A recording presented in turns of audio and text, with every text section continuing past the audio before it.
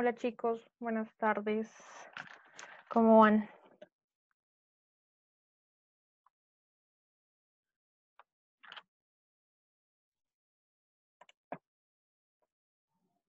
¿Cómo vamos?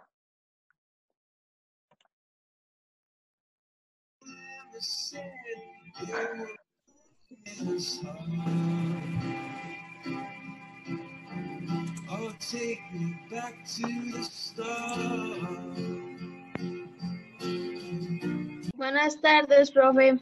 Hola Hazel, ¿cómo va todo? Buenas tardes, profe. Hola Juan. Bien, sí, señora. Ay, no, bueno. Listo. Entonces, vamos, ven y termino de anotar quiénes están acá y ya arrancamos.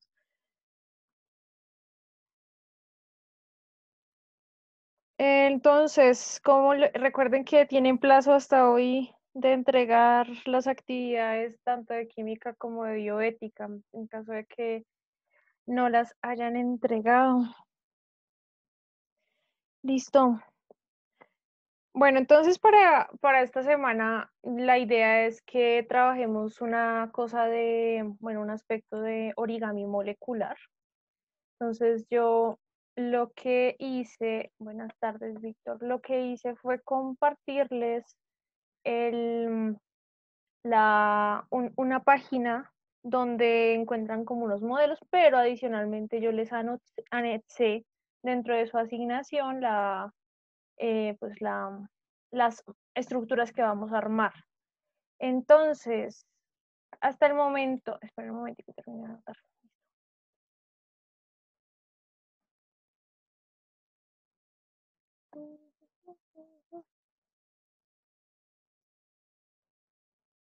Listo. Entonces, bueno, esta sesión la idea es que, bueno, nosotros habíamos visto un aspecto de todo lo que corresponden a los ácidos, a las bases, habíamos visto como unas generalidades en relación a la nomenclatura y nos habíamos concentrado en la primera sesión acerca de los óxidos. Entonces, la idea de hoy es vamos a hablar de las sales, de cómo formamos esa otra posibilidad cuando tenemos un ácido y una base, qué posibilidades de sales podemos tener. Entonces, la idea de hoy es que ustedes tenían un video. Entonces, en la parte final de la sesión, pues voy a presentar el video en caso de que no lo hayan visto aún. Y la idea es que pues comentemos qué tipos de sales se pueden formar y pues que está muy relacionado con la formación de los fuegos artificiales. Listo, entonces vamos a arrancar. Les recuerdo que, bueno, ustedes ayer tuvieron dirección de grupo y nos comentaron pues que tengamos en cuenta pues la parte tanto convivencial como académica. Y les recuerdo que este periodo va hasta el 28 de agosto. ¿Eso qué significa? Que ya nos quedan más o menos 22 días para que se acabe el periodo. Y en caso de que ustedes estén acumulados de actividades, pues es probable que el tiempo no les dé. Entonces tengan esto en cuenta para tanto para mi asignatura como para el resto de las asignaturas. Entonces, esperen, es que hay muy poquito. Sí, estoy acostumbrada a tener 15 estudiantes en esta clase. Pero bueno, vamos a concentrarnos el día de hoy en las sales. Entonces, alguien que me diga intuitivamente qué es una sal, de los que están acá conmigo. Como algo que trata de, como que, o sea, por ejemplo, en la comida, da como un sabor a la comida. Tanto si le echa poquita, pues va a quedar baja y cuando le echan harta, pues va a quedar súper salado. Listo. No, profe, la Listo, sal viene de niña, cuénteme. ¿Qué? la sal viene de las rocas, profe. Entonces, la roca tiene cierto como material genético. Entonces, de ahí sacan la sal. Bueno, no es material genético. Vamos a ver qué es. Bueno, Está profe, igualmente, relacionado bueno, con. está bien, me equivoqué, perdóname, pero igualmente Pero, la pero sacan sí. de las rocas. Pero eso es malo. Lo que conlleva es que es mejor la sal marina, algo así, que esa sí es buena para la salud. En cambio, la sal de roca es mala para la salud. Y aún así la estamos consumiendo. Listo, gracias. Entonces, ¿qué vamos a encontrar? Vamos a tener que, listo, unas cosas que nosotros encontramos como sales son la sal de cocina. Entonces, es la clásica sal que nosotros conocemos. Otras podemos obtenerlos a partir de los minerales, sí, a partir del secado de esa agua marina que contiene sal, pues de ahí vamos a tener todos esos salares. Y básicamente, intuitivamente, nosotros decimos, bueno, es algo que nos da comida, nos da sabor a la comida, y Víctor nos dice, es un compuesto. Sí, señor. Entonces, ¿qué es importante? Cuando hablamos de sales, estamos hablando de la posibilidad de mezclar esos ácidos y esas bases que vimos la clase pasada para formar una sal. Entonces, vamos a ver que esos elementos que se encuentran tanto en el ácido como el elemento que se encuentra en la base se van a juntar mediante una reacción. Ya vimos qué tipos de reacciones podíamos tener y vamos a formar una sal. Entonces, ¿qué es importante? Que dependiendo de dónde venga ese ácido, de dónde venga esa base, es que vamos a tener todas las posibilidades de formación de estos compuestos. Entonces, vamos a tener 4 tipos principales de sales. ¿De qué va a depender? Entonces, vamos a tener un ácido y una base. Como vimos la clase pasada, el ácido tiene una cantidad de protones o de hidrógenos o hidrogeniones que son los que van a permitir y los que dan ese carácter ácido. En la escala de pH, ¿qué era ácido? Alguien que me diga, que se acuerde.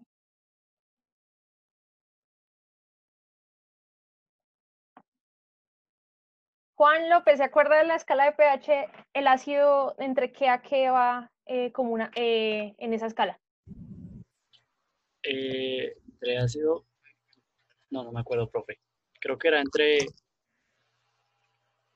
1 y 5. Exacto, entonces vamos entre menos escala de pH tengamos, vamos a tener un carácter más ácido. Y cuando hablábamos de bases decíamos, bueno, entre 8 y 14. Entonces decíamos que esos 2 tipos, digamos, de compuestos que nosotros podíamos tener, pues tenían unas características y estaban dadas por esos grupos. Entonces los ácidos siempre tienen hidrógeno, las bases tienen grupos OH. Entonces, esa posibilidad de mezclar un ácido y una base va a permitir la formación de las sales. Entonces, ¿qué va a ocurrir? Hola, Divana, ¿cómo está? Entonces, vamos a tener lo siguiente. Termino de anotar. Gracias a la unión de esos ácidos y esas bases, nosotros vamos a formar las sales. Cada uno va a aportar ese elemento, sea un metal o sea un no metal, y se va a formar agua. Piensen siempre cuando hablamos de esas reacciones que todo lo que está en un lado tiene que estar en el otro lado porque corresponde a ese equilibrio y a eso que nosotros decíamos de que la materia se transforma y no que la creamos. Entonces, ¿qué es importante? Cuando hablamos de esas reacciones, estamos diciendo, venga, las sales se pueden formar a partir de estos tipos de compuestos. Vamos a ver que dependiendo de con quién se junta esa sal, vamos a darle un nombre. Entonces, vamos a tener 2 grupos principales. Vamos a tener las ácidas y las básicas. Entonces, ¿de dónde van a provenir? De un ácido o de una base. ¿Qué va a ocurrir? Que van a haber ácidos que no van a liberar completamente todos esos hidrógenos. Entonces, miren lo que ocurre. En las ácidas, ese hidrógeno va a quedar por ahí. Como los ácidos, nosotros sabemos de la clase pasada que los ácidos vienen de esa formación de esos óxidos más agua, entonces sabemos que aparte de ese hidrógeno vamos a tener un oxígeno. Entonces, las sales ácidas se caracterizan porque tienen hidrógenos y tienen oxígeno. ¿Qué es lo importante? ¿Cómo reconozco yo una sal y no me confundo de que eso es una base? O digo que de que eso es una sal básica. Para las sales ácidas vamos a tener el hidrógeno y el oxígeno aparte. Entonces, miren, en el ejemplo yo les muestro el carbonato de calcio o el carbonato de sodio o el bicarbonato que nosotros conocemos dentro de la cocina para aumentar el volumen de los pasteles. Entonces, vamos a encontrar que ese grupo carbonato pues es el que va a tener el oxígeno y aparte va a estar el hidrógeno. Y nuestro elemento dentro de los metales o dentro de los no metales. Mientras que en las básicas, en las sales básicas, ¿qué vamos a encontrar? El grupo hidroxilo. Entonces, piensen que en las bases, pues esos grupos hidroxilos no se liberaron completamente. Entonces, en esa base, gracias a ese grupo hidroxilo, se mantuvo dentro de la formación de las sales y por eso es que hablamos de sales ácidas y de sales básicas. ¿Qué es importante? Considerar que esto tiene una característica de nomenclatura que va a depender de dónde viene o de cómo se llamaba ese ácido para poderlo nombrar como una sal.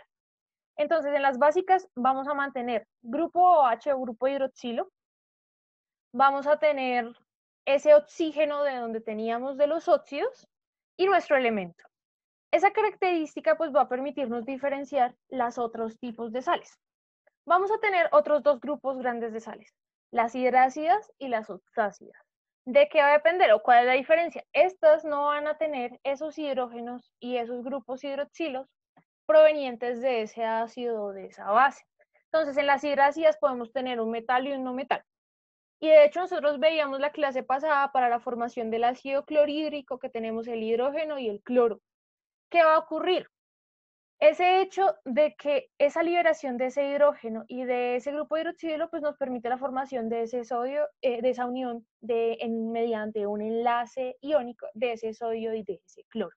Por eso es que en las hidrácidas solo vamos a tener esos dos tipos de elementos, a diferencia de las ácidas y de las básicas que miren, tenemos hidrógeno, tenemos oxígeno y aparte de eso tenemos grupos hidroxilos.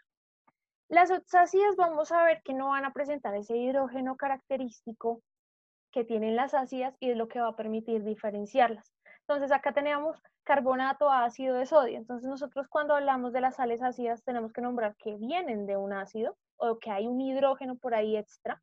Mientras que cuando hablamos de las sales oxácidas, pues como no tienen el hidrógeno, no hay necesidad de nombrarlo dentro de la nomenclatura. Entonces sencillamente este se va a llamar carbonato de sodio. Y acá esta es la distinción entre esas sales oxácidas y las sales ácidas. Nosotros comúnmente vamos a encontrarlas tanto en la cocina como vamos a verlas en el ejemplo de hoy en los fuegos artificiales. Entonces, ¿cómo aprendernos la manera más sencilla de entender las sales? Entonces, nosotros ya sabemos que existen los ácidos, que existen las bases. Entonces, ahora, ¿cómo hablamos de esa nomenclatura? Pues vamos a hablar primero de los cationes y de los aniones. Esto va a ser parte de su asignación de esta semana, donde ustedes van a hacer origami molecular. ¿Por qué active la cámara? Porque yo nunca activo cámara. Es porque la idea es que ustedes hagan plegados a partir de esa estructura molecular que pueden tener esos cationes. Entonces, observen lo siguiente. Ustedes van a recibir una hoja donde está el modelo plano. La idea es que lo recorten por los extremos, que hagan los pliegues dependiendo de cómo yo les escribí en la última página de la asignación. Y recuerden que, por ejemplo, en esta estructura, esto sería un catión poliatómico, porque tenemos que esa molécula va a tener azufre y va a tener 4 oxígenos. Esa es la característica de que es un catión poliatómico. Vamos a ver que esos cationes pues van a tener unos ángulos de enlace diferentes, pues porque esos elementos son completamente diferentes.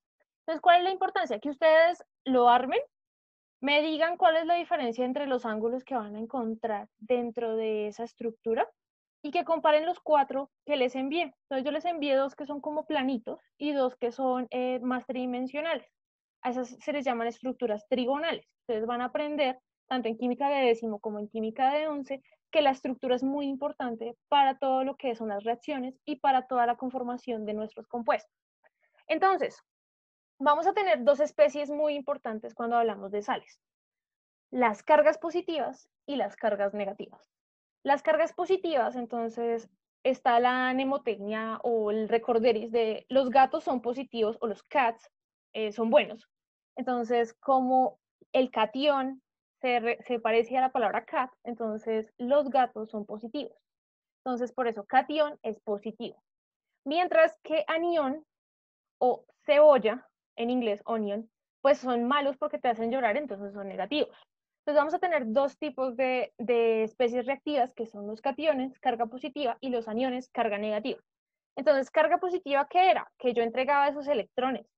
Carga negativa, ¿qué era? Yo aceptaba esos electrones y quedaba más cargado negativamente. Entonces, ¿qué vamos a tener? Dependiendo de los cationes y de los aniones, vamos a formar las sales. Entonces, sales que pueden, que cationes o aniones que son monoatómicos, es que solo es un elemento que está en algún estado de oxidación que me permite unirse con un anión. Entonces, un solo elemento. Cuando hablamos de poliatómicos, estamos diciendo que hay varios elementos unidos formando una carga formal negativa de todo ese anión. Entonces, un elemento, un ion poliatómico. Entonces, ¿qué significa? Vamos a tener diferentes tipos de sales que van a tener iones poliatómicos. No solo va a ser NaCl, que es la sal de cocina, la sal común, sino que vamos a ver otras variaciones dentro de esos aniones que vamos a tener. Entonces, en principio, ¿cuál es la mnemotecnia más sencilla? Ustedes ya sabían que oso era para el menor, ico para el mayor cuando hablábamos de esa nomenclatura tradicional. Aquí vamos a ver que, teniendo en cuenta ese primer nombre, el cambio va a ser al final, en ese sufijo que nosotros teníamos. Ustedes van a ver que esta parte de química parece un poco más una clase de español. Pero en principio, ¿qué es lo importante de reconocer? Esos números y esos estados de oxidación que tienen todos los elementos para poder tener mi catión y mi anión. Entonces, en los cationes que vamos a tener en principio diferentes elementos que van a tender a ceder esos electrones. Entonces, el caso del hierro. Entonces, el hierro nosotros podíamos ver que tenía dos estados de oxidación, el de +2 y el de +3. Entonces, nosotros hablábamos de la nomenclatura tradicional y decíamos, bueno, si tiene un +2 es oso y si tiene un +3 es ico. Cuando hablábamos de la nomenclatura stock, decíamos, bueno, entonces yo pongo un paréntesis y pongo ese numerito dentro de ese paréntesis. Que es importante que dependiendo de ese catión y de ese anión, nosotros vamos a dar el nombre de la sal. Entonces, también a partir de esos elementos solitos o monoatómicos, vamos a ver que también hay cationes poliatómicos, por ejemplo, el amonio. Entonces, ¿qué es importante a tener en cuenta? Esos estados de oxidación del hidrógeno y del nitrógeno para decir, bueno, como es un solo positivo, significa que yo estoy solo entregando un electrón. Cuando nos vamos a los aniones o carguitas negativas o cebollas, lo importante también es tener en cuenta esa suma total de mis cargas. Entonces, como va a depender de ese ácido de donde venga, vamos a poner el ejemplo del óxido nítrico.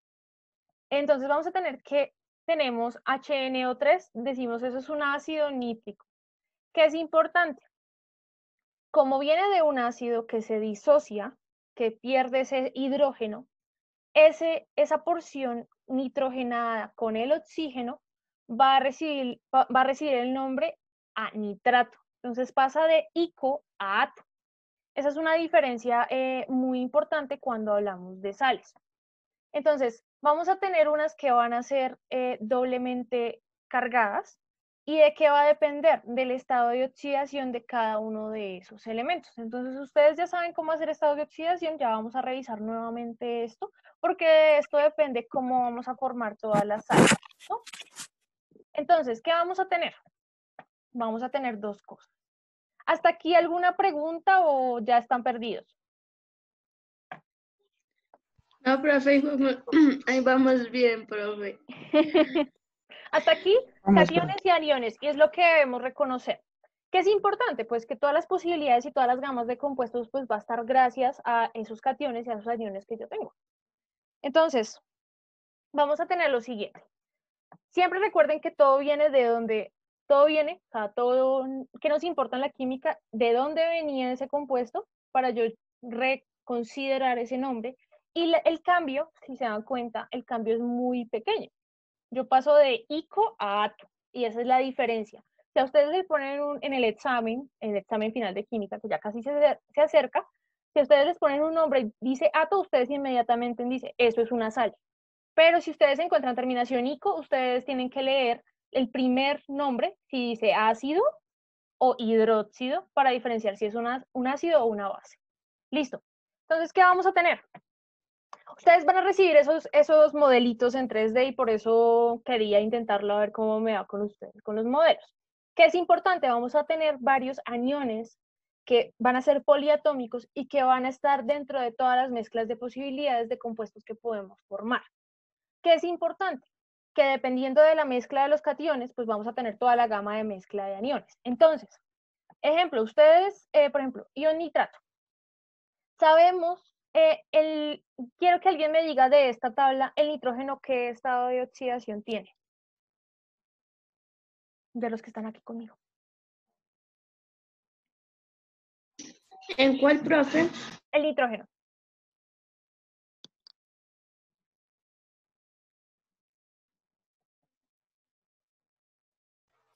El estado de oxidación es -3, ¿no? Listo, ¿y cuál otro aparece dentro de ese nitrógeno?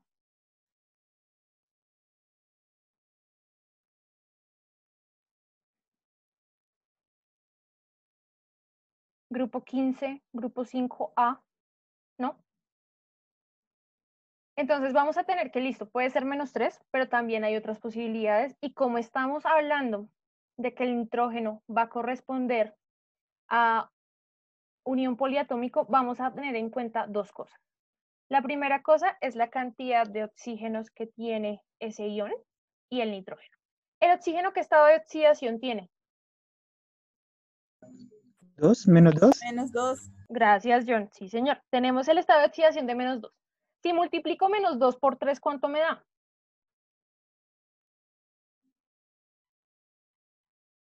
6, profe. Positivo. 6, ¿positivo o negativo? Positivo, profe. No. Negativo. ¿Entonces negativo? Claro, porque si es ¿Qué? -2 por 3 me da -6. Listo. ¿Qué significa? Yo cuando hablo del anión, pues miren, acá solo tiene una carga negativa. Eso significa que el estado de oxidación del nitrógeno es 5. Porque si yo resto 5, me da -1. Entonces de ahí yo tengo que ese negativo que yo tengo en ese anión viene de la carga y de la consideración de los estados de oxidación tanto del nitrógeno como del oxígeno.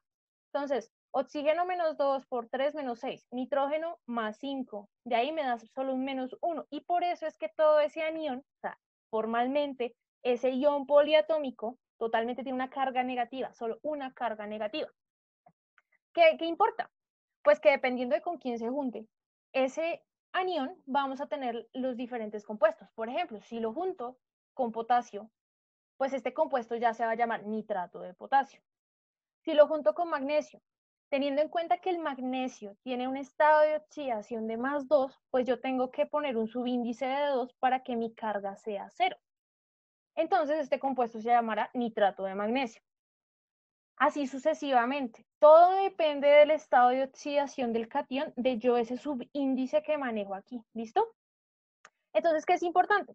La idea de una parte de la asignación que ustedes tienen para esta semana y la otra semana antes del martes es que ustedes busquen cómo son todas esas posibilidades que yo puedo tener a partir de esos iones poliatómicos para formar mis diferentes sales. Entonces, vamos a ver que siempre tenemos que tener en cuenta ese estado de oxidación. Y de hecho, este es uno de los puntos más importantes de la inorgánica, tener en cuenta esos estados de oxidación para la formación de mis diferentes compuestos. No olviden esa tabla probablemente les sale en el examen, ¿listo? Entonces, ¿de qué va a depender todo esto? Pues yo les dije ya, de dónde venga ese ácido o esa base y de cómo se mezcla. ¿Qué es importante?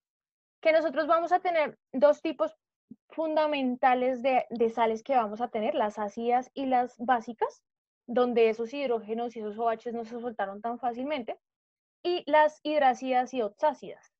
¿Qué vamos a tener en cuenta? Entonces, cuando hablamos del ácido clorhídrico, nosotros sabemos que ese hidrógeno y ese cloro están solitos. Cuando se disocian, esa posibilidad de que ese hidrógeno se salga, se pierda, bueno, no se pierde, se une con agua, usualmente, formando agua.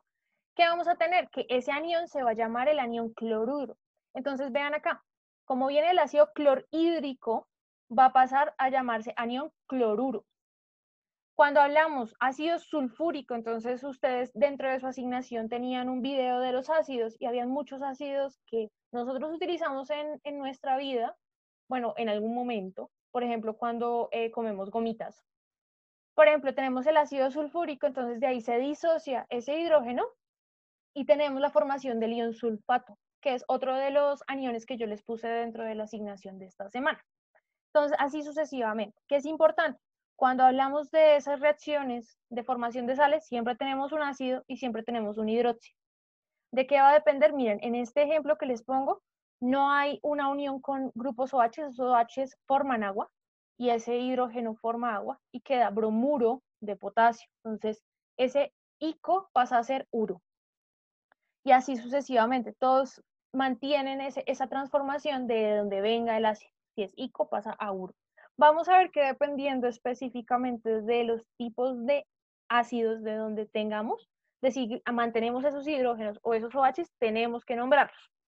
Entonces, el primer tipo de sales que vamos a ver hoy son las sales binarias. Bi de dos compuestos, dos elementos que se unen formando un compuesto. ¿Qué es importante? Como hablamos de ese ácido, de esa terminación ico, que nosotros sabemos que está relacionada con ese estado de oxidación que puede tener ese átomo, específicamente de ese metal o de ese no metal, vamos a tener en cuenta que para la nomenclatura tradicional vamos a tener esa terminación uro y vamos a mantener la nomenclatura que trabajábamos en los ácidos, es decir, esa terminación hídrico pasa a ser uro. Cuando hablamos de la nomenclatura stock, ¿qué hacemos? Incorporar entre paréntesis números romanos. Cuando hablamos de la sistemática, yo lo que hago es decir, bueno, tengo 2 átomos de bromo y un átomo de calcio. Dibromo, un solo calcio.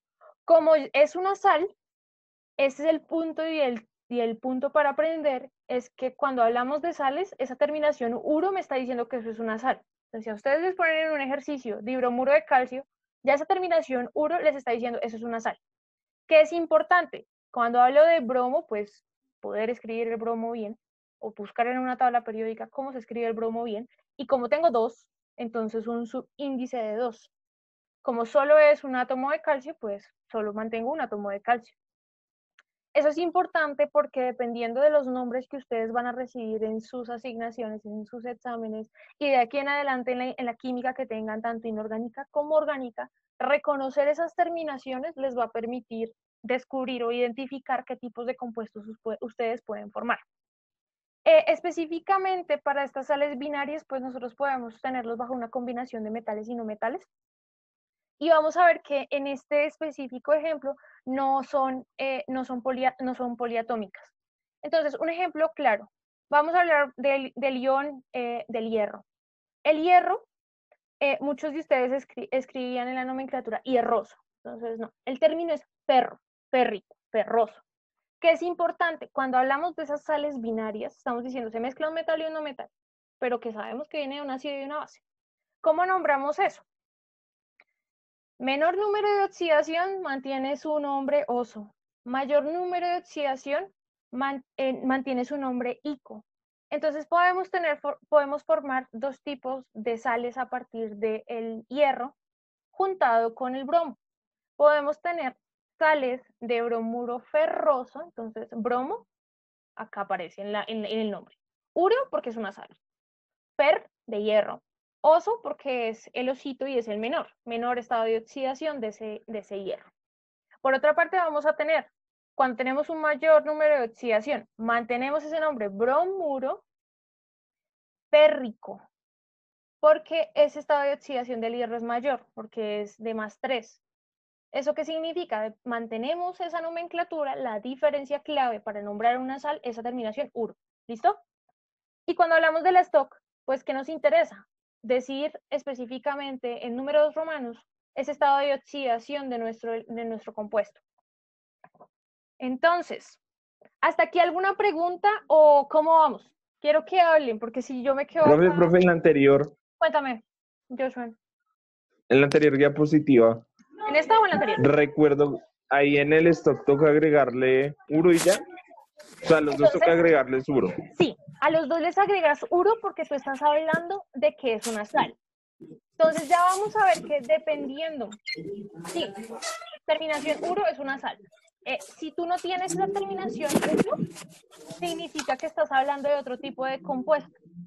En ese sentido, ese sufijo nos está indicando que eso es una sal. Pero siempre yo mantengo esos números romanos. Vamos a ver en la última sesión de esta parte inorgánica todas las posibilidades de combinación y de hecho en la asignación que ustedes tienen para esta semana, la idea es que ustedes ya reconociendo los grupos funcionales, si yo a ustedes les digo esto, FeBr2, ¿qué es eso? Ustedes tienen que identificar qué tipo de compuesto es. Bueno, mire, esto no tiene oxígeno, esto no tiene hidrógeno, esto probablemente es una sal. Entonces la idea es que reconociendo tanto el nombre como la fórmula molecular, yo ya puedo reconocer qué tipo de compuesto yo tengo. Listo, gracias por la pregunta. Profe, ¿siempre va a ser no metal? Puede variar. Ya vamos a ver en la siguiente diapositiva que vamos a tener una variación del tipo de compuesto que se puede formar con esas sales binarias, pero clásicamente metal y no metal. ¿Listo?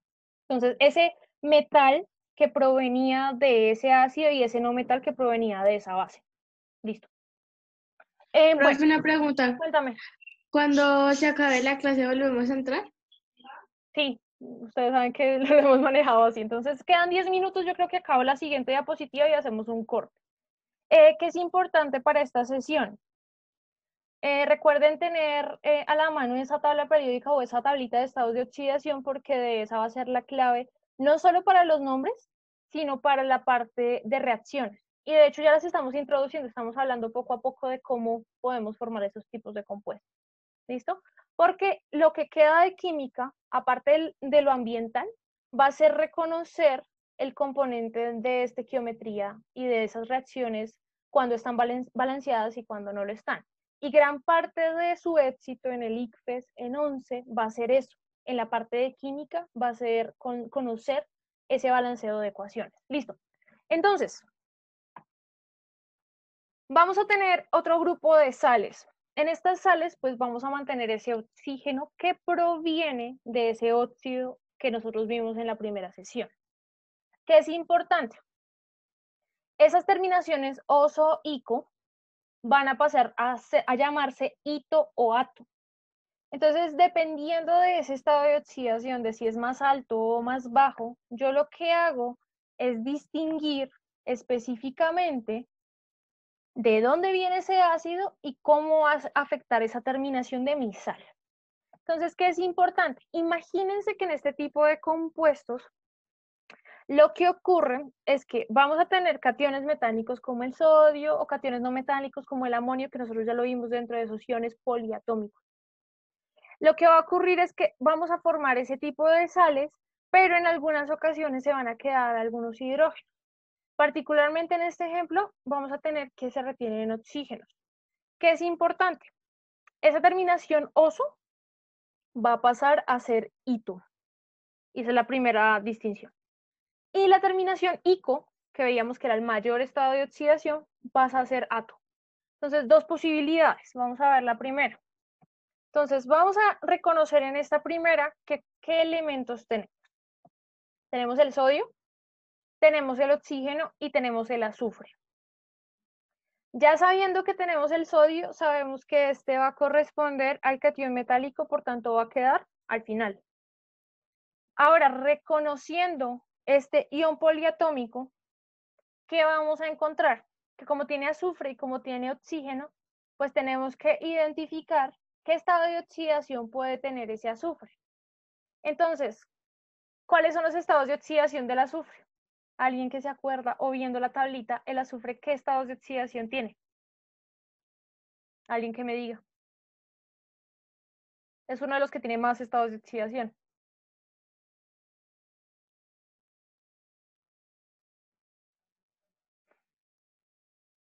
No todos. El azufre creo que tiene -2, +2, +4 y +6. Gracias, Juan. Exacto. Entonces vamos a tener ese +2, ese +4 y ese +6 van a hacer que yo pueda tener 3 tipos de compuestos formados a partir del azufre. ¿Qué es importante? Que yo tengo que reconocer el estado de oxidación del azufre en este anión para poder nombrarlo. Entonces, ya sabiendo, si yo no quiero, en teoría, aprenderme los estados de oxidación, ¿qué debo aprender? Esta tabla. Saber cuál es la diferencia entre los cationes y los aniones y saber cuál grupo específicamente de estado de oxidación me da ese nombre. Entonces, ¿qué vamos a tener? Específicamente, el oxígeno tiene un estado de oxidación de -2. -2 por 4, ¿cuánto da? Siempre vamos a terminar hablando casi de matemáticas y de español acá. -2 por 4, ¿cuánto nos da? -8. Gracias. Entonces, ¿eso qué significa? Si este ion, particularmente este anión sulfato, tiene un 2-, ¿cuál es el valor de esta oxidación del azufre? Si tengo que es -8, x -8 igual a -2. ¿Cuánto es ese valor de x? teniendo en cuenta los estados de oxidación que Juan nos acaba de decir. ¿Cuál sería ese valor? ¿Cómo la pregunta, profe? ¿Cuál sería el valor del estado de oxidación del azufre en el ion sulfato? Esa es la pregunta. Entonces, miren la imagen. Ahí en la imagen lo tienen. ¿Cuál sería el valor?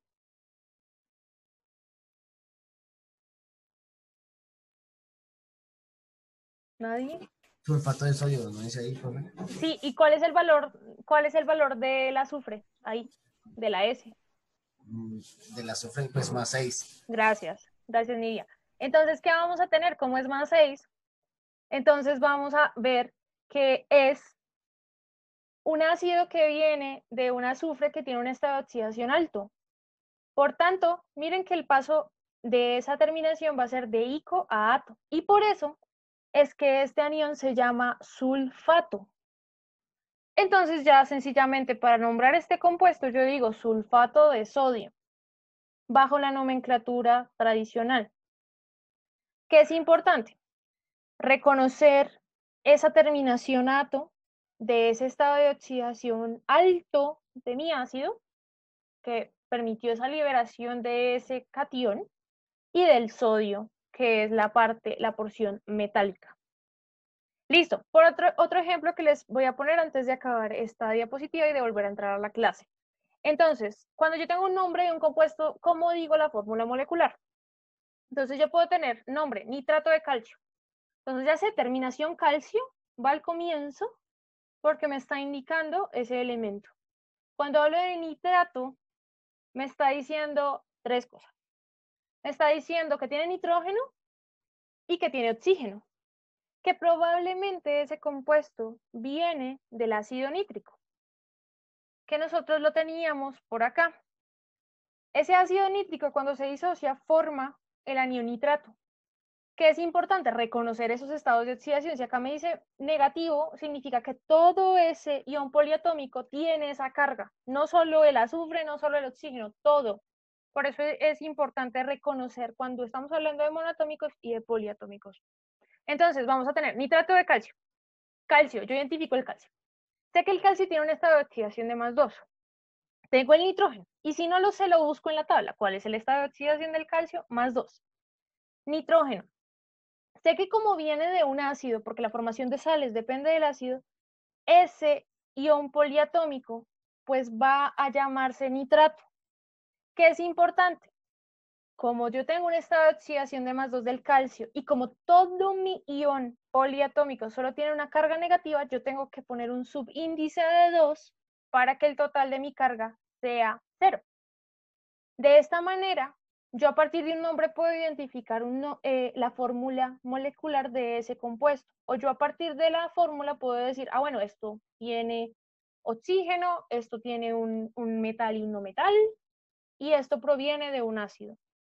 Listo, entonces vamos a cortar y vuelvo a arrancar. Gracias.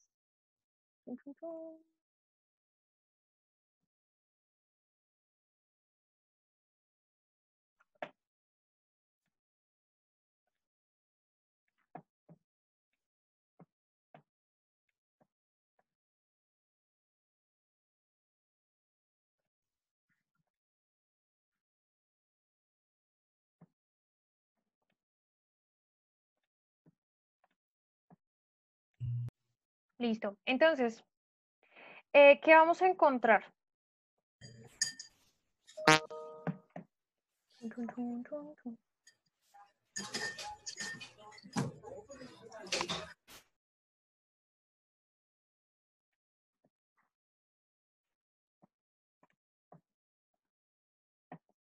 Listo, entonces de esta manera nosotros podemos identificar particularmente de dónde viene ese compuesto. Vamos a identificar. Pues tratarla bueno, se me olvidan y así. Vamos a identificar siempre, por eso es que nosotros hablábamos primero de la tabla periódica, siempre identificar lo que yo tengo en la parte izquierda de mi tabla va a corresponder a compuestos que son de carácter metálico y hacia la parte derecha compuestos que son de carácter, elementos que son de carácter no metálico. Entonces, de esta manera es que ustedes pueden venir o saber de dónde proviene ese compuesto. Listo. Ahora vámonos con las sales ácidas. Entonces, en las sales ácidas, ¿qué característica principal vamos a tener? Entonces, como ese ácido, esa reacción de esa liberación de ese hidrógeno no fue completa, pues en las sales ácidas vamos a tener esos hidrógenos por ahí. Entonces, ¿qué es importante? Como yo sé que es una sal ácida y las sales ácidas tienen hidrógeno, tengo que nombrar en la nomenclatura ese hidrógeno. Entonces, siempre esas terminaciones de que yo tengo en mis compuestos, de mi ácido, van a cambiarse a lo mismo que les acabo de mencionar del nombre de la sal. ¿De qué va a depender esas terminaciones? Pues de esos estados de oxidación de mi compuesto. Entonces, ¿qué nos importa? Acá yo en las sales ácidas, yo nombro esos hidrógenos que quedan en esa molécula y que no fueron sustituidos, sino formaron agüita. ¿Qué es importante? Por ejemplo, cuando yo tengo ácido carbónico, yo puedo formar dos tipos de iones y de esa manera yo puedo hablar de que puedo tener dos tipos de sales formadas a partir de ese ácido carbónico. Entonces, vamos a ver dos ejemplos el día de hoy. Creo que, esperen que no, ya. Por ejemplo, primer tipo de compuesto, hidrógeno sulfito de sodio. ¿Cómo yo sé que eso es una sal? Entonces tengo que romperlo por pedacitos. Arranco con la palabra hidrógeno. Eso ya me está diciendo, bueno, hay un H por ahí. Cuando me dicen sulfito, yo sé que viene de una terminación que tiene azufre. ¿Cómo? Yo estoy hablando de que es una sal ácida y que en esa sal ácida ese tipo de compuesto proviene a partir de un óxido que se hidrató. Eso significa que también tiene un oxígeno. Por tanto, hay dos posibilidades para yo reconocer este nombre.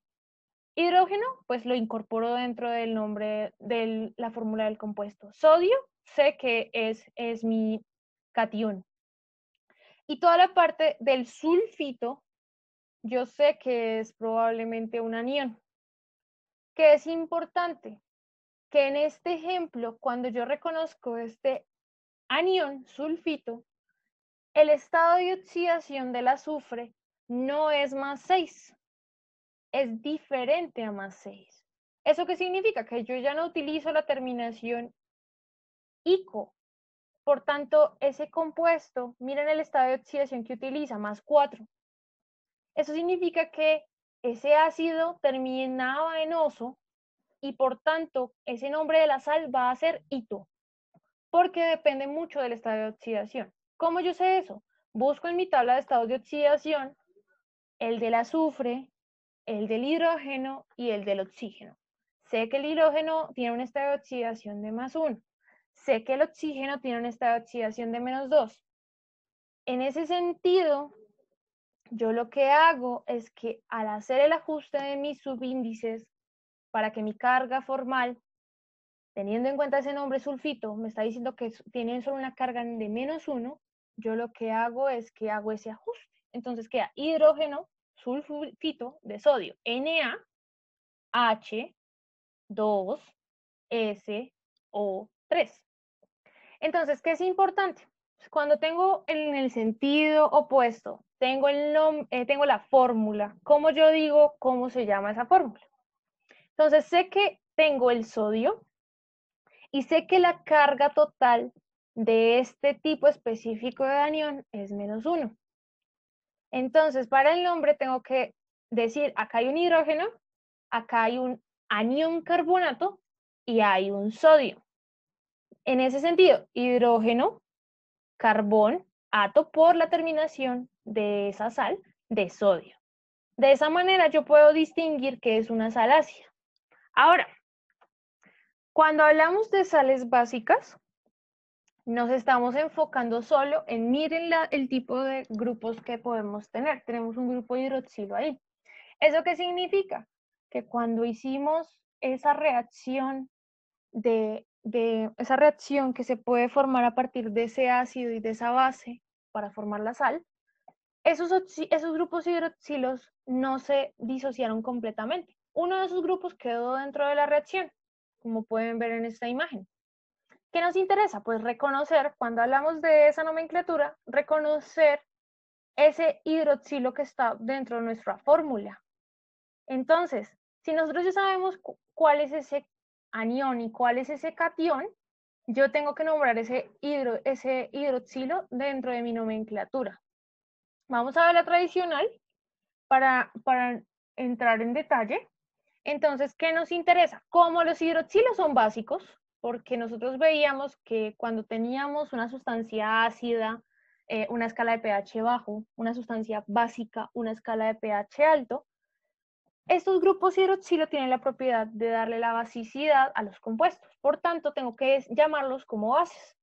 Este compuesto, como una sal, pues tengo en cuenta nuestro anión nitrato, básico porque tiene este grupo hidroxilo, y le pongo el aluminio, pues que corresponde a nuestro catión.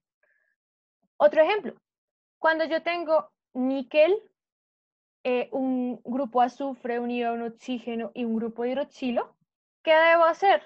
Reconocer ese níquel, el estado de oxidación del níquel, reconocer ese anión o carguita negativa que está aportando en nuestra fórmula y el grupo hidroxilo que está dentro de ese compuesto. Por tanto, como acá hay 4 grupos hidroxilos, tienen que ir entre paréntesis porque el grupo, si ven la diferencia, el grupo no está como un oxígeno aparte del azufre y aparte del hidrógeno. El grupo H va unido a un oxígeno unido a un hidrógeno.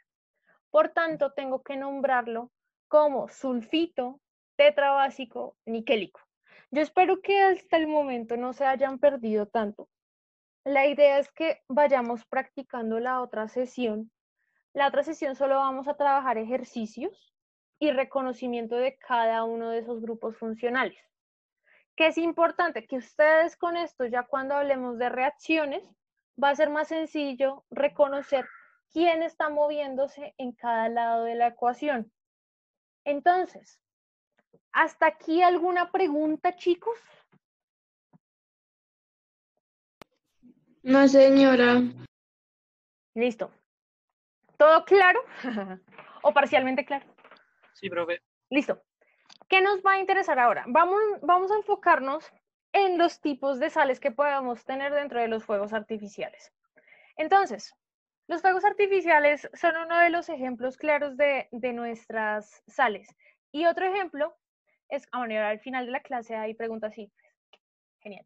Entonces, vamos a tener el ejemplo de los fuegos artificiales porque son muy llamativos y porque gracias a esos compuestos que podemos formar con este tipo de sales que se pueden generar, nosotros vamos a tener toda la variedad de colores que vemos en el cielo cuando explotan fuegos artificiales.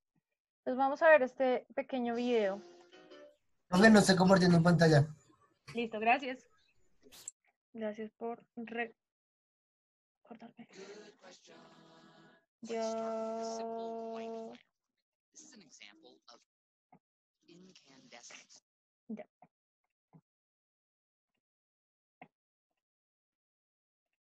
¿Ya podemos ver la imagen? Sí, señora. Sí, profe. Sí, señora. ¿Ya podemos escuchar lo que dice aunque esté en inglés? Sí, profe. Listo. Ya les pongo la traducción al español. ¿Qué nos interesa? Reconozcan y anoten los que van nombrando para yo irles preguntando, ¿listo? Entonces vamos a ver. Chun, chun, chun. What makes fireworks colorful? Good question. Let's start with a simple white firework. Espero que estaba en otro idioma. No lo tradujo al español. Un momento. Entonces, vamos a ver que hay también 2 tipos principales de cómo esa luz se está generando. Y la del color va a estar asociada a esos estados de excitación que pueden tener. What makes fireworks colorful? Ya. A ver si ya se le da la cosa a funcionar.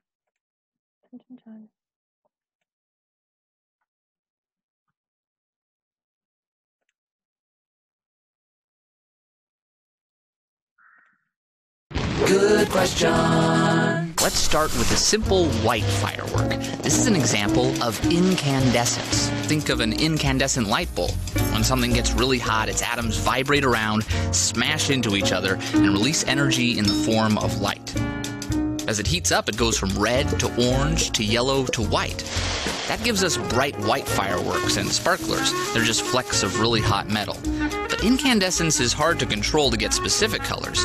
For that, you need luminescence. The yellow firework is yellow because of luminescing sodium, the same stuff that's in good old table salt. If you take a little bit of salt and put it in the flame of a Bunsen burner, it shines a bright yellow. Heat makes the sodium's electrons get excited in a very particular way. They jump from a low energy state to a high energy state. And when they fall back down, they release a photon, a little packet of light. Because of the particular architecture of a sodium atom, it gives off mostly yellow light, so it's used in yellow fireworks. Other elements give off different sets of colors. Strontium, which used to be used in TV screens, gives us red.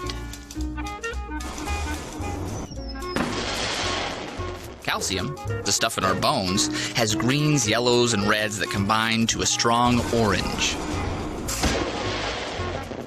Barium, the stuff you swallow so you can X-ray your GI tract, gives us green. They used to use a great chemical for blue, but they decided it wasn't a good idea to fill the air with arsenic, so now they go with copper instead. These chemicals go into fireworks as boring powders, but light the fuse and... Entonces, pues gracias a ese tipo de elementos que nosotros vamos a tener, es que podemos conformar todos los tipos de colores y de gamas que podemos tener. Entonces, alguien que me diga los colores verdes de dónde, de qué sales están involucradas, de qué elemento. Profe, pues ahí decía que la sal está involucrada con el calcio y el barium. El bario, sí, señorita. Entonces, y los azules, que los azules eran uno de los más complicados de formar. ¿Con quién está, qué tipo de sal está involucrado? Creo que era con el cobre. ¿Quién dijo cobre? No, profe, yo lo dije primero. Bueno, sí, él Listo. había dicho primero y después lo dije yo, profe. Listo. Ay. Entonces vamos a tener que, antes utilizaban arsénico y el arsénico pues es demasiado tóxico, entonces lo cambian por sales de cobre. Entonces miren la característica fundamental de cada una de las sales que va a dar toda esa gama de colores en nuestros fuegos artificiales. ¿Qué es importante para formar un fuego artificial? Pues vamos a tener un componente de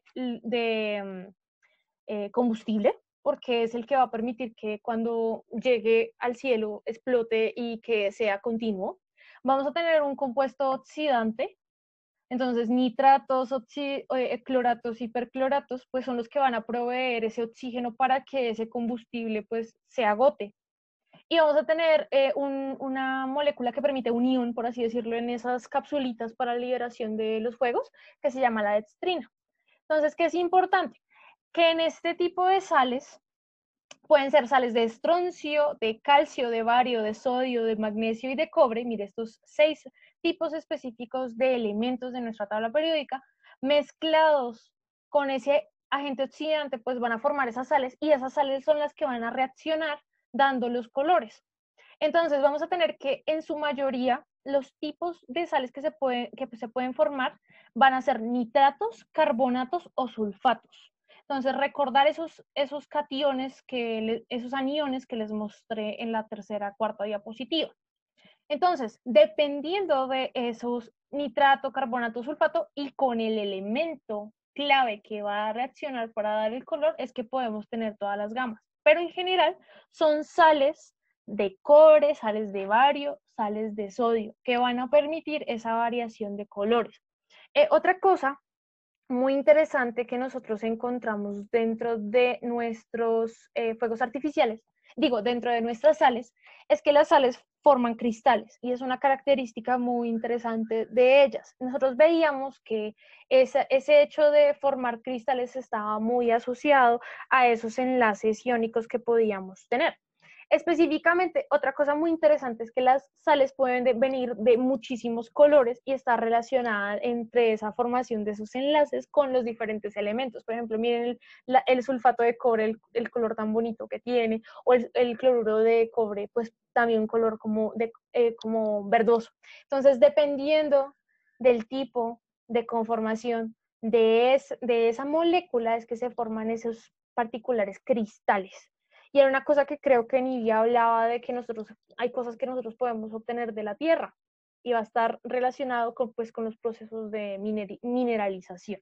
Entonces, para terminar la sesión de hoy, para ver que estén despiertos y que todo va bien en esta vida, vamos a ver 2 ejercicios de preguntas ICFES de la vida real en química, para que ustedes las tengan en cuenta. Entonces, ¿quién me lee la pregunta? Ya que mi voz ya está agotada en este momento. ¿Alguien que me lea la pregunta? Yo, profe. Léala. Yo. ¿Quién dijo yo? Yo, Fabián, profe, obvio.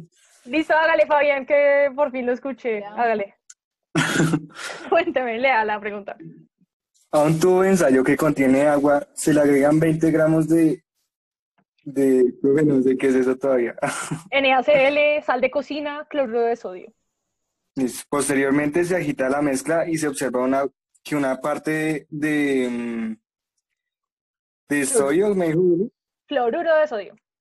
Cloruro de sodio agregado no se disuelve, permaneciendo en el fondo del tubo. Es válido afirmar que el tubo de ensayo, el agua y el cloruro de sodio conforman A, una mezcla heterogénea, B, un compuesto, C, una mezcla homogénea, D, un coloide. Gracias, Fabián. Entonces, leamos la pregunta y opinemos. ¿Cuál sí es, cuál no es? Yo estoy re perdido, profe. Listo. Entonces, en la pregunta, y de una vez para que todos... Compuesto. Entonces, ¿quién dice un compuesto? Si quieren, marquen ahí en la respuesta una sigla de su nombre y su apellido en una letra. ¿A cuál de estas le asignarían? Entonces, Nidia dijo un compuesto. Listo.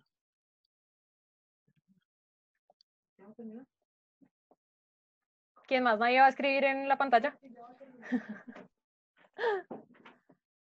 Listo, Nidia dijo un compuesto. ¿Quién más? ¿O quién dice una mezcla homogénea? ¿Quién está poniendo esa flecha? Espera un momento, profe. Listo.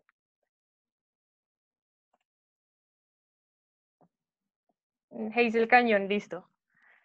Joshua dice que señala una flecha, pero no me señala cuál.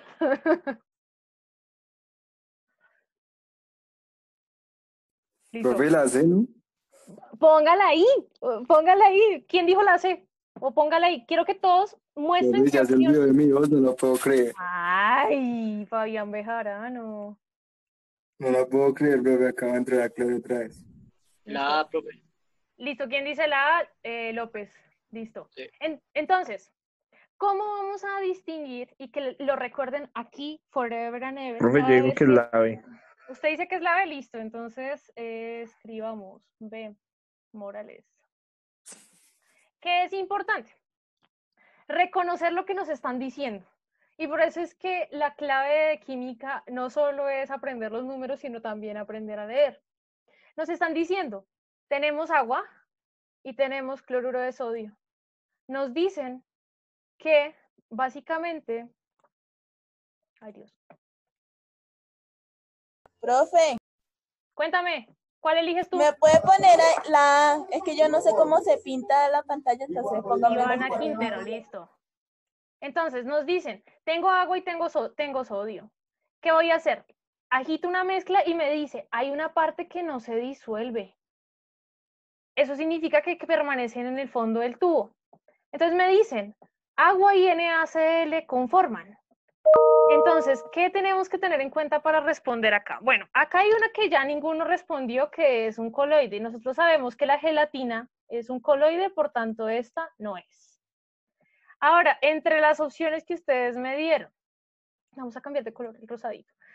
Entonces, ¿qué es una mezcla heterogénea?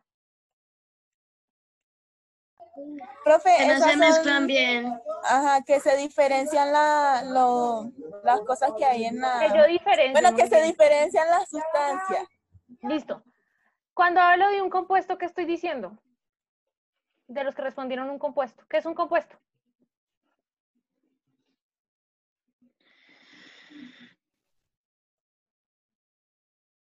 ¿Nadie? ¿Qué es un compuesto? De hecho, Chávez lo definió al comienzo de la clase muy bien. Entonces, compuesto, cuando yo tengo una fórmula NaCl, sé que hay algo, hay un átomo de sodio y un átomo de cloro, compuesto, una mezcla de una unión de elementos. Y cuando hablamos de mezcla homogénea, ¿qué estamos diciendo? Pues que toda esa sal se disolvió en mi agüita. Entonces, la idea de responder este tipo de preguntas es reconocer que nos están preguntando. Entonces, como me dice que no se disuelve, significa que hay una parte de la salecita que quedó por fuera de esa mezcla con el agua. Por tanto, la respuesta correcta sería la A, porque yo puedo diferenciar esos cristalitos de sal que no se disolvieron mezclados con el agua. Entonces sería una mezcla heterogénea. Entonces Quintero, Ivana, bien, y López, Juan, muy bien, listo. Esa es la idea. Cuando nosotros reconocemos o vamos reconociendo las partes de las preguntas, pues listo, ya, ustedes ya saben qué es NaCl y si no, pues ya aprendieron el día de hoy qué es NaCl. Y la otra cosa que les dicen, agua, reconozcan esa reacción. Entonces me está diciendo, bueno, se está disolviendo, pero que hay algo que no se disuelve. Esa es la clave de esta pregunta, ¿listo? Ahora vamos a hacer una última y arrancamos con bioética, para que no se me duerma. Listo, siguiente pregunta. Esta es muy linda. ¿Alguien que la lea? Yo otra vez, Hágale, Bejarano, cuénteme. pero no sé qué es CVSO. Ay, Dios mío. Alguien que me diga qué es QSO4, según lo que vimos hoy. ¿Cómo se llamaba ese SO4? Nidia. No, óxido, ¿cierto? No. Óxido es, no sé. De los Pero es que la es tóxico. Óxido azufre, de azufre. No. No. ¿Qué vimos hoy? Hoy vimos ese anión. Mírenlo por acá. ¿Sulfato de cobre? Gracias, Juan. Sulfato de cobre. Listo. Primera cosa que tenemos que reconocer. Esto se llama sulfato de cobre. Listo. Continúa, Fabián. Listo, profe. La purificación de cobre generalmente se realiza por medio de electrólisis. La técnica consiste en sumergir en una solución de sulfato de cobre una placa de cobre impuro, la cual actúa como ánodo, y una placa de cobre puro que actúa como cátodo, y luego conectarlas a una fuente de energía para generar un flujo de electrones a través de la solución y las placas, como se observa a continuación. Listo, ahí la ven. Si ven que hay una batería, hay una carga negativa de la batería y una carga positiva. Así como si les gustan los carros o cuando ustedes ponen en un control remoto, hay una carga negativa y una carga positiva. Entonces vamos a tener dos cosas principales en esa imagen. Vamos a tener que ese cobre, miren que está ahí en medio de esta solución. Ahí dice solución. Gracias, Fabián. Y nos dice que también nuestro hermoso anión sulfato está disociado y está en medio de esa solución. Ahora me preguntan, ¿quién me lee la pregunta?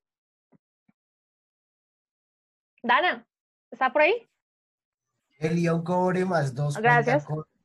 Listo, gracias, Nidia. Cuénteme, ¿qué dice? Profe, le dije, el ion cobre más 2 cuenta con... Listo, lea las opciones. Bueno, dice A, 2 protones más que el átomo del cobre. B, 2 protones menos que el átomo de cobre. C, 2 electrones más que el átomo de cobre. D, 2 electrones menos que el átomo de cobre. Listo, lean la pregunta y dígame qué opciones creen que es la verdadera. o la A? Bueno. Entonces están hablando de los protones, ¿no? Y hoy hablábamos de las especies catiónicas y aniónicas. Entonces, si tengo un 2 más, ¿qué significa?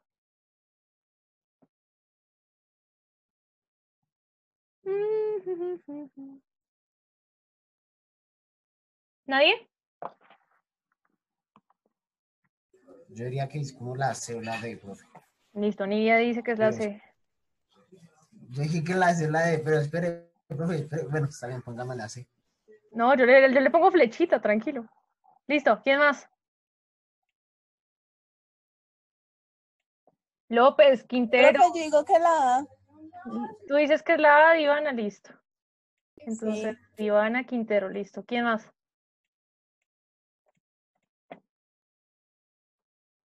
Listo, listo y listo.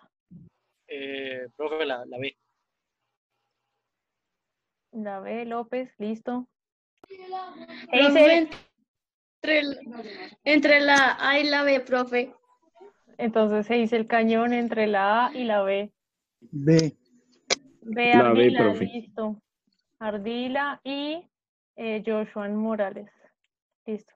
Ahí mis letras son terribles. Listo. Entonces, ¿qué tenemos que interpretar cuando hablamos de esta pregunta? Listo. Esa disociación de ese cobre y de ese ion sulfato, lo que ocurre es que, pues recordando lo que acabamos de ver en clase, pues vamos a tener lo siguiente. Ay Dios, listo. Tranquilos que ahí se va a ver feo, no importa. Entonces vamos a tener que nuestro ion sulfato va a tener, mírenlo por acá, va a tener 2 cargas negativas. Y mi ion cobre va a tener 2 cargas positivas. Cuando decíamos que tiene 2 cargas positivas o 2 cargas negativas, estábamos diciendo que tenía esa capacidad de entregar esos electrones cuando hablábamos de los cationes, que son positivos, o de los aniones cuando reciben esas cargas negativas. Entonces, ¿qué estamos diciendo? No estamos diciendo que tiene protones. ¿Por qué? Porque nosotros vemos que la formación de nuestros compuestos es dada gracias a los electrones. Por tanto, la A y la B no pueden ser. ¿Qué ocurre? Pues que voy a tener electrones en la C y en la D. Y por eso es que Nidia se quedó con las 2. ¿Qué vamos a tener? Pues que ese cobre está entregando 2 electrones a ese ion sulfato. Por tanto, la respuesta correcta era la D. Entonces, ¿cómo distinguimos cuál es correcto de lo que no es? Si yo estoy hablando de que estos iones están dados por esa capacidad que tenemos de entregar o de aceptar esos electrones, yo acá de una ya puedo decir, bueno, me están hablando de protones, estas 2 opciones no son. Me quedo con la C y la D. ¿Y cómo distingo? Bueno, hay alguien que está recibiendo, que está dando esos electrones y hay alguien que los está aceptando. De esa manera es que yo lo puedo distinguir. ¿Listo? Entonces, vamos a cerrar y arrancamos con bioética. ¿Listo? Muchas gracias a todos por su participación.